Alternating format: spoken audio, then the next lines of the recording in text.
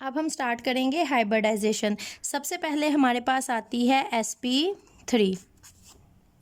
sp3 के name से ही आपको आइडिया हो जाएगा, यहाँ पर आपके पास है एक s प्लस P3 का मतलब है कि 3 हमने ले लिए हैं P, मतलब कि एक हमारे पास S है और 3 P हैं, PX, PY एंड PZ।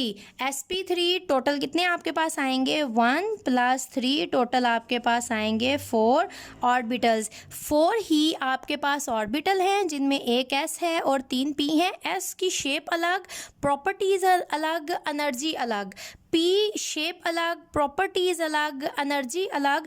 अब इन्होंने जब आपस में मिक्स होना है तो इन्होंने न्यू हाइब्रिड ऑर्बिटल्स बनाना है। उनके अंदर S की भी प्रॉपर्टी होगी और उनके अंदर P की भी प्रॉपर्टी होगी, और जितने ऑर्बिटल हाइब्रिडाइजेशन करते हैं उतने ही नए ऑर्बिटल बनते हैं। मतलब कि अगर आपके पास एक S और 3 P, टोटल 4 ऑर्बिटल हाइब्रिडाइजेशन कर रहे हैं तो यहाँ पर आपके पास 4 ही नए हाइब्रिड ऑर्बिटल्स बनेंगे। इन चारों की हाइब्रिडाइजेशन से आपके पास नए बनते हैं sp3 1 2 3 एंड 4। अब S के पास एक इलेक्ट्रॉन था, एक PX के पास था, एक PY के पास था और एक PZ के पास था। टोटल थे 1 2 3 एंड 4। और जब इनके इलेक्ट्रॉन्स लिखे जाते हैं तो इसी तरह से लिखे जाते हैं 1 2 3 एंड 4। इन चारों के पास एक एक इलेक्ट्रॉन प्रेजेंट है। ये आपके पास आ जाती है हाइब्रिडाइजेशन। सबसे पहली चीज़ जो आपने याद रखनी है, आपको कैसे पता चलेगा कि कार्बन की हाइब्रिडाइजेशन sp3 कब है, sp2 कब है या फिर sp कब है। कार्बन 3 तरह की हाइब्रिडाइजेशन करती है, sp3, sp2 एंड sp। अब ये क्वेश्चन का आंसर कि कार्बन कब कौन सी हाइब्रिडाइजेशन करेगी, इसके लिए सिंपल बात जो आपने याद रखनी है, आपको सिर्फ इतना देखना है कि कार्बन ने जो बॉन्ड बनाए हैं उनमें कितने बॉन्ड आपके पास सिंगल हैं और कब आपके पास डबल और ट्रिपल बॉन्ड आ रहा है। जब कार्बन ने सारे के सारे बनाए होंगे सिंगल बॉन्ड तो इसका मतलब है कार्बन की हाइब्रिडाइजेशन है sp3। लेकिन अगर कार्बन आपके पास इस तरह की सिचुएशन में आ जाए जहां पर कार्बन ने इस तरह से बना लिया है डबल बॉन्ड, तो तब आपके पास हाइब्रिडाइजेशन आ जाती है sp2। और जब आपके पास ये सिचुएशन हो जब कार्बन ने बना लिए हैं ट्रिपल बॉन्ड, वो कार्बन कार्बन के साथ हो सकते हैं या फिर किसी और एलिमेंट के साथ हो सकते हैं। और अगर कार्बन नहीं है, फॉर एग्जांपल ऑक्सीजन ने डबल बॉन्ड बना लिए हैं या नाइट्रोजन ने ट्रिपल बॉन्ड बना लिए हैं। अगर ऑक्सीजन डबल बॉन्ड बनाएगी तो ये हो जाएगी sp2। जब कार्बन ट्रिपल बॉन्ड बना लेती है तो हाइब्रिडाइजेशन होती है sp। इसी तरह से नाइट्रोजन ट्रिपल बॉन्ड बनाती है तो इसकी हाइब्रिडाइजेशन भी होती है sp। तो सबसे पहले हमने जिसको डिस्कस करना है हाइब्रिडाइजेशन को, डेट इज़ sp3। अब ये कब होती है, जब कार्बन हमारे पास 4 सिंगल बॉन्ड, 4 सिंगल बॉन्ड का मतलब है 4 के 4 सिग्मा बॉन्ड बनाती है हमारे पास। अब हमारे पास जब भी हाइब्रिडाइजेशन, आपने 3 चीज़ें याद रखनी है। हाइब्रिडाइजेशन जब कार्बन के चारों सिंगल बॉन्ड है तो हाइब्रिडाइजेशन है sp3, ये पहला पॉइंट। जब हाइब्रिडाइजेशन है sp3 तो जो आपके पास ज्योमेट्री होगी डेट इज़ ऑलवेज टेट्राहेड्रल। अब ये कैसे याद रहेगा कि ज्योमेट्री हमेशा टेट्राहेड्रल है? वेरी सिंपल, आपके पास कितने ऑर्बिटल्स हैं यहाँ पर 4। न्यू कितने ऑर्बिटल्स बने हैं 4। This is tetra. टेट्रा का मतलब होता है 4 और हेड्रल का मतलब होता है हेड, मतलब के कॉर्नर, मतलब के 4 हेड्स। तो टेट्राहेड्रल मतलब 4, मतलब के sp3। और जब भी आपके पास ज्योमेट्री होती है टेट्राहेड्रल, एंगल हमेशा होता है 109.5। अब ये एंगल आपने इसके साथ याद रखना है 360 के अकॉर्डिंग। जब आपके पास 4 आते हैं कॉर्नर्स तो एंगल हमेशा आपके पास आता है 109.5। अब टेट्राहेड्रल देखने में किस तरह से होती है? टेट्राहेड्रल देखने में आपके पास इस तरह से आती है। जब आप पेज पे इसको ड्रा करते हो तो पेज पे आप इसको ड्रा करते हो इस तरह से, लेकिन अगर आपने देखना हो कि विजिबली ये देखने में किस तरह से नज़र आता है तो स्टैंड आप लोगों ने देखे होंगे, डिफरेंट किस्म के स्टैंड जो आप बहुत ज़्यादा ऑब्जर्व करते हो। आप अपने क्लॉथीज़ को हैंग करने के लिए जो स्टैंड यूज़ करते हो, एक रॉड उसका ऊपर की तरफ है और नीचे जो उसके ज़मीन के साथ लगे होते हैं 3 रॉड, इस तरह से जो इसके 3 रॉड हैं और यहाँ पर ये एक रॉड होता है ऊपर की तरफ। देखने में टेट्राहेड्रल की शेप आपके पास एक स्टैंड की तरह होती है और एंगल जो आपके पास यहाँ पर ये जितने भी आपके पास सारे के सारे एक्सिस आ रहे हैं इनके दरमियान एंगल होता है 109.5। अब ये टेट्राहेड्रल तो हमने ड्रा कर लिया, तो ये जो 4 हमारे sp3 थे ये किस तरह से लाई करेंगे हम इनको डिस्कस करते हैं। तो हम वापस शेप पे आते हैं। हमारे पास जो s है डेट इज स्फीरिकल और जो p हमारे पास होता है डम्बल। अब जब एक स्फीयर और 3 डंबल मिलते हैं तो हमारे पास एक नई शेप बनती है जो ना तो स्फीरिकल होती है ना ही डंबल होती है। क्या होता है, डंबल का एक साइड स्फीयर के मिलने की वजह से बहुत बड़ा और उसके मुकाबले में जो दूसरा डंबल का साइड है वो बहुत ही हो जाता है छोटा। ये हमारे पास शेप आती है हमारे हाइब्रिड ऑर्बिटल्स की और इसमें प्रेजेंट है हमारे पास एक इलेक्ट्रॉन। तो अपनी आसानी के लिए हम क्या करते हैं, ये जो छोटा डंबल होता है हम इसको ड्रा नहीं करते, क्योंकि अगर हम छोटा डंबल भी डायग्राम में ड्रा करेंगे तो डायग्राम देखने में बहुत ज़्यादा कंफ्यूजिंग हो जाएगी। तो हम क्या करते हैं, जब भी हम हाइब्रिड ऑर्बिटल को ड्रा करते हैं तो हम बस इस तरह से एक बड़ा सा जो लूप है, डंबल की एक साइड है जिसको हम ये लूप भी बड़ा कह सकते हैं, सिर्फ इसको हम ड्रा करते हैं। तो जब भी आपने ड्रा करना है किसी भी हाइब्रिडाइजेशन को, किसी भी ज्योमेट्री को, तो आपने ऑर्बिटल्स को ड्रा नहीं करना, आपने इस तरह से पहले ज्योमेट्री को ड्रा करना है, फिर उसके ऊपर आपने ऑर्बिटल्स को ड्रा करना है। क्लियर। तो हम यहाँ पर अब हमारे कितने थे, 1 2 3 4 हमारे हैं ऑर्बिटल्स, 1 2 3 4 ही हमारे पास ये एक्सिस हैं। तो इनके ऊपर हम क्या करेंगे, अपने हाइब्रिड ऑर्बिटल्स को ड्रा करेंगे। तो ये हमारे पास पहला आ गया 1 2 3 4, 1 2 3 4, एक एक इलेक्ट्रॉन 1 2 3 एंड 4, ये हमने कर लिया इसको ड्रा। ये तो हो गई कार्बन की सारी हाइब्रिडाइजेशन।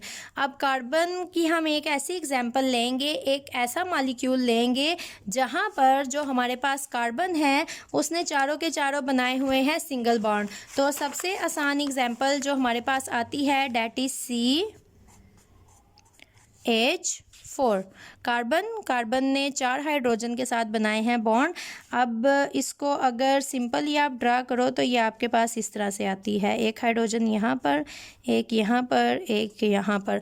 अब अगर आप इस मॉलिक्यूल को देखो CH4 तो आप देख के बता सकते हो कि कार्बन ने 4 के 4 यहाँ पर बनाए हुए हैं सिंगल बॉन्ड। अगर ये चारों सिंगल बॉन्ड है तो हाइब्रिडाइजेशन है sp3।